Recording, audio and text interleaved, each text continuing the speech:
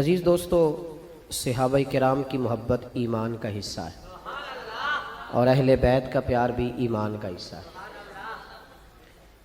اسلام ماننے کا نام ہے، تسلیم کرنے کا نام اسلام ہے۔ عزیز دوستو، نبی پاک صلی اللہ تعالیٰ علیہ وآلہ وسلم کے صحابہ نے ارادہ بنایا کہ ہم ہر مہینے نبی پاک کے اہل بیت کی خدمت کے لیے کچھ نذرانہ دیا کریں گے۔ نذرانہ لینا اور دینا سنت ہے، مطالبہ کرنا منع ہے۔ اس کا مطالبہ کرنا اور اس پر توجہ کرنا منع ہے۔ تو وہ پیسے لے کے صحابہ در رسول پہ حاضر ہوئے تو اللہ کریم نے قرآن پاک نازل کر دیا، فرمایا قل لا اسألکم علیہ اجرا الا المودۃ فی القربى۔ محبوب آپ ان سے فرما دیں کہ میں تبلیغ دین پر تم سے کوئی اجر نہیں مانگتا، ہاں اگر تم نے کچھ کرنا ہی ہے تو میرے اہل بیت سے پیار کرتے رہنا۔ تھوڑی توجہ کریں میری بات پہ، اللہ آپ کو جزائے خیر دے۔ اب چونکہ میری ڈیوٹی لگی ہے اور آپ نے بھی سننا ہے تو کچھ ٹائم تو دیں نا، چلیں اللہ آپ کو جزا دے، تھوڑا سا سنیں، اللہ آپ کو برکت عطا فرمائے۔ کوشش کروں گا کہ ایک ہی آنسو میں کہہ جاؤں گا میں دل، طوفان بیجا لانے سے بھی چشم فائدہ، دو اشک ہی کافی ہیں اگر اثر کریں تو۔ سبحان اللہ، ماشاءاللہ، الحمدللہ، صرف اللہ کی رضا کے لیے کہنا ہے، نہیں میرے لیے نہیں۔ اگر آپ مجھے خوش کرنے کے لیے سبحان اللہ کہیں گے تو آپ کو ثواب نہیں ہوگا۔ اللہ کی عبادت میں جب تک خالص رضا الہی کی نیت نہ ہو تب تک اس کا اجر نہیں ہوتا۔ تو آپ چپ کر کے بھی سنیں گے تو میرے لیے یہ بھی بہت کافی ہے، لیکن توجہ میری بات پہ رہے تو بڑا اچھا ہے۔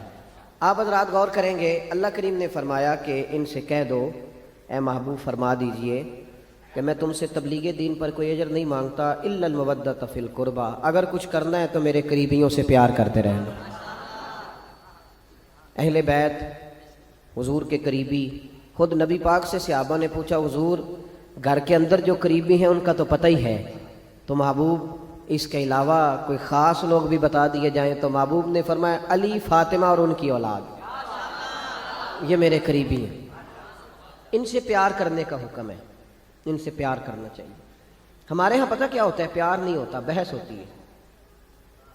ہمارا بحث کا دور ہے، یکم محرم سے 10 محرم تک بحث ہوتی رہتی ہے۔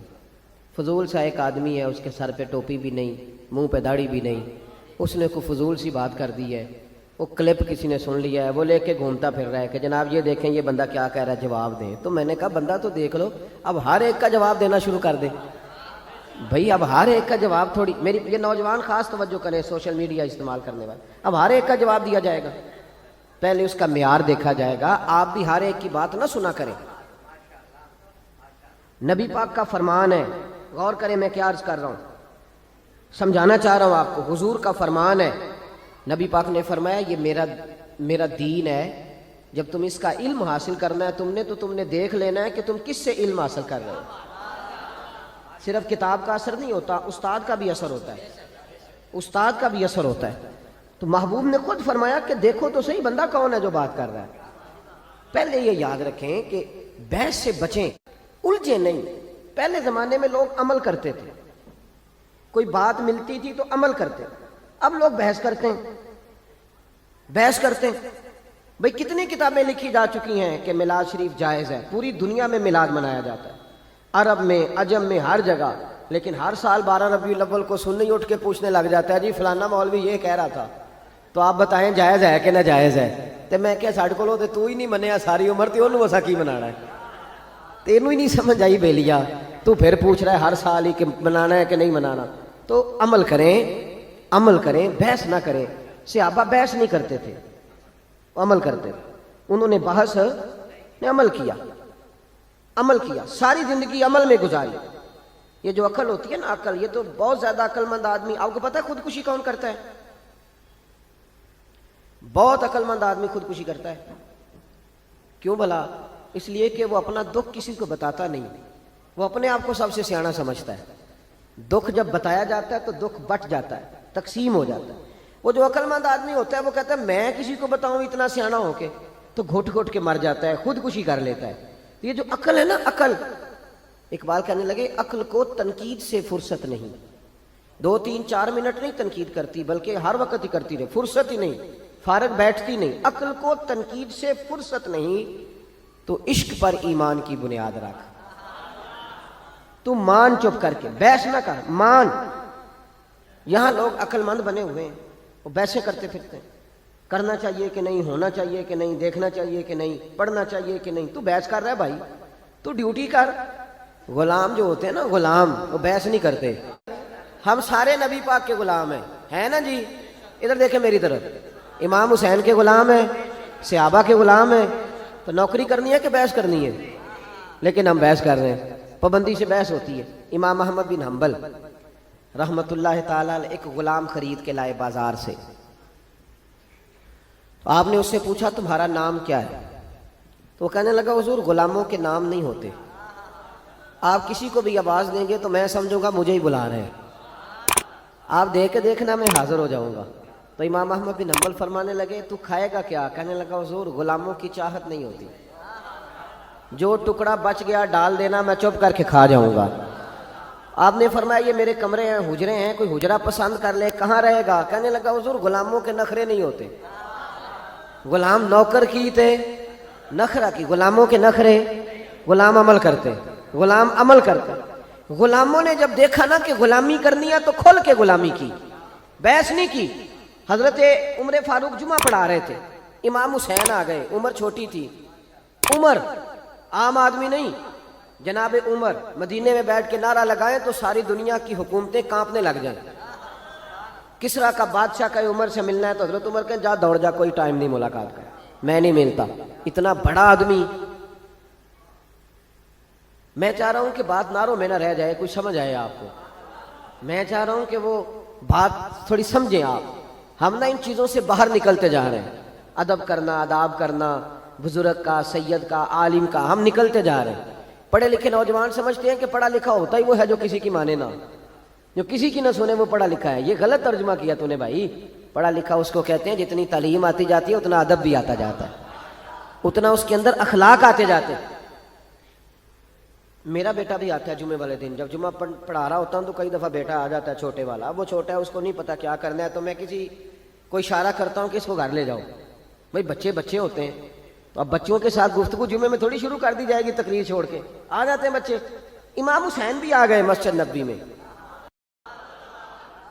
ایک دفعہ پہلے آئے تھے دونوں بھائی، امام حسن اور حسین، تو جب دونوں مسجد میں وہاں داخل ہوئے نا، سامنے حضور خطبہ دے رہے تھے، تو امام حسن رضی اللہ تعالیٰ عنہ کا پیر ان کے اپنے کرتے میں الجھا، وہ گر گئے۔ حضور کسی صحابی کو بھی کہہ سکتے تھے ذرا اٹھاؤ بچے کو، لیکن نبی پاک نے جمعہ چھوڑ دیا، نیچے اترے، امام حسن کو اٹھا کے لائے، ممبر پہ بٹھایا، اور لفظ بڑے حسین ہیں حدیث میں۔ محبوب فرمانے لگے یار یہ اولاد آدمی کو بزدل نہیں کر دیتی، یہ کمزور نہیں بنا دیتی، بچہ گرا ہے تو دیکھا ہی نہیں گیا۔ حضرت عمر جمعہ پڑھا رہے تھے، امام حسین آ گئے، یعنی یہ وہ درویش آدمی نہیں، ملنگ نہیں جو ہر وقت ایسے کر کے، یہ وہ والا بندہ نہیں۔ حضرت عمر فاروق بڑے جرری آدمی ہیں۔ حضرت عمر فاروق تو جا کے حجر اسود کو کہنے لگے تھے میاں میں کوئی لکیر کا فقیر نہیں کہ تیرے بوسے لیتا پھروں، میں نے کبھی تجھے پلٹ کے دیکھنا بھی نہیں تھا، میں تو تیرے اس لیے بوسے لیتا ہوں کہ تجھے میرے نبی کے لب لگ گئے ہیں، میں کو بلا وجہ لکیر کا فقیر نہیں۔ بڑا جرری دلیر آدمی حضرت عمر۔ امام حسین آئے سیدھے حضرت عمر کے پاس، جب سیدھے ممبر کی طرف جا رہے تھے تو حضرت علی نے پکڑا امام حسین کو پیچھے سے، کدھر جا رہے ہو؟ تو حضرت عمر کہنے لگے علی چھوڑ دے، میرا اور حسین کا معاملہ ہے، آنے دو۔ امام حسین آئے تو کہنے لگے حضرت عمر کے سامنے کھڑ، میں نے کہا بچوں جمعے میں بچوں سے تو نہیں نا بندہ باتیں شروع کر دیتا۔ تو حضرت امام حسین کہنے لگے حضرت عمر سے نیچے اترو، یہ میرے نانا کا ممبر ہے، نیچے اترو، یہ میرے۔ حضرت علی نے پھر پکڑا، یہ کیا کہہ رہے ہو؟ حضرت عمر کہنے لگے علی وہ آپ سے تو بات نہیں نہ کر رہا، میرے ساتھ کر رہا ہے نا، تو کرنے دو۔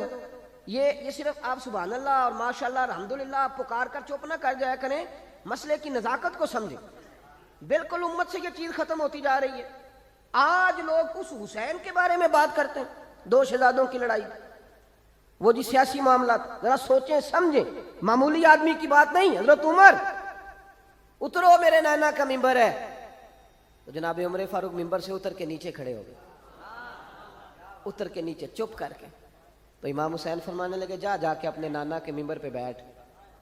حضرت عمر فرمانے لگے حسین میرے نانے کا تو کوئی ممبر نہیں یار، ممبر بس تیرے نانا کا ہی ہے، میرے نانا کا ممبر ہے ہی نہیں تو جاؤں کدھر، کوئی ممبر نہیں میرے نانا کا۔ یہ لفظ کہے تو جناب عمر رو پڑے، کہنے لگے میں تو اونٹ چرانے والے کا بیٹا ہوں، میرے نانا کا ممبر کہاں سے آیا؟ امام حسین بڑی معصومیت سے کہنے لگے کوئی ممبر نہیں آپ کے نانا کا؟ کہا کوئی نہیں۔ کہنے لگے چلو ٹھیک ہے پھر میرے نانا کے ممبر پہ بیٹھ جاؤ، کوئی نہیں بیٹھ جاؤ۔ اب حضرت سیدنا عمر فاروق دوبارہ آئے ممبر پہ، دوبارہ ممبر پہ آئے اور ممبر پر بیٹھ کر فرمانے لگے لوگوں سنو، میں اپنی مرضی سے ممبر پہ نہیں آیا تھا، مجھے ابو بکر نے بٹھایا تھا، مجھے ابو بکر نے بٹھایا تھا، پھر مجھے حسین نے اتارا، اب دوبارہ حسین نے مجھے بٹھایا ہے، کسی میں جرت ہے تو مجھے اتار کے دکھائے، ہے کسی میں طاقت تو اتارے عمر کو، اس لیے کہ مجھے امام